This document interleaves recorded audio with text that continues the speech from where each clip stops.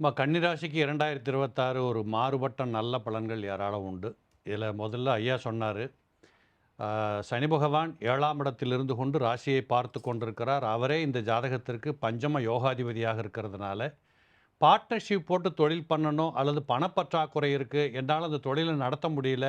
யாரையாவது சேர்த்துக்கிட்டா நல்லா இருக்கும். பயமா இருக்கு. இப்படி என்று புலம்பிக் கொண்டு தவித்துக் கொண்டிருக்கக்கூடிய கன்னிராசி இளைஞர்கள், இளைஞிகள் யாராக இருந்தாலும் நீங்க தாராளமா யாராவது உங்களுக்கு பணம் குடுக்குறாங்க, கூட வந்து சேர்ந்துக்கிறாங்க, கூட வந்து ரன் பண்ணி குடுக்குறாங்கங்கிற மாரி சூழல் ஏற்பட்டால், நிச்சயம் சேர்த்துக் கொள்ளுங்கள். இது அற்புதமான ஒரு வாய்ப்பை கொடுக்கக்கூடிய இந்த வருடம். அதேபோல ஐயா பஞ்சநாத் சார் சொன்னாங்க, அ குரு பகவானுடைய அருளால் குழந்தைகள் பிறக்கும். அந்த குழந்தைகள் குடும்ப வாழ்க்கை அதெல்லாம் சொன்னாங்க. இதுல ஒரு விசேஷமான ஒரு அமைப்பு என்னன்னு கேட்டீங்கன்னா, இந்த ராசிக்கு குரு பகவான் ஒரு பாதகாதிபதி. அப்படிப்பட்ட பாதகாதிபதியாக இருந்தாலும், அவர் இப்பொழுது கூட 2ஆம் இடத்தை பார்த்துக் கொண்டிருக்கிறார்.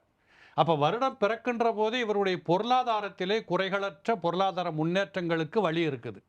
குரு பார்க்க கோடி பாவங்கள் நிவர்த்தி. நீங்கள் செய்த தவறுகளையெல்லாம் திருத்திக் கொண்டு ஒரு நல்வழி பாதைக்கு செல்லக்கூடிய வாய்ப்புகள் உங்களுக்கே புரியும்.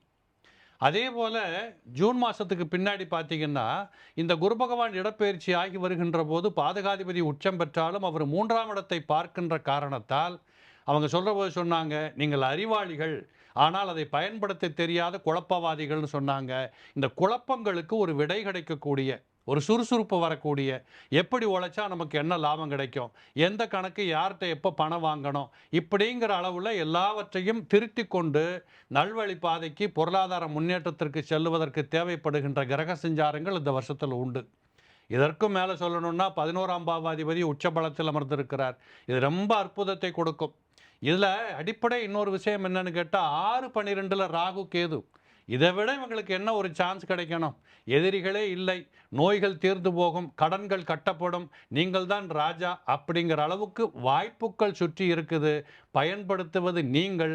நீங்கள் நான் சொன்ன மாதிரி, இப்போ நாங்கள்லாம் பேசின மாதிரி குணத்தையும் இயல்பையும் மாற்றிக்கொண்டு வாழ புறப்பட்டால் நிச்சயம் நாங்கள் சொன்னது கிடைக்கும், நடக்கும்.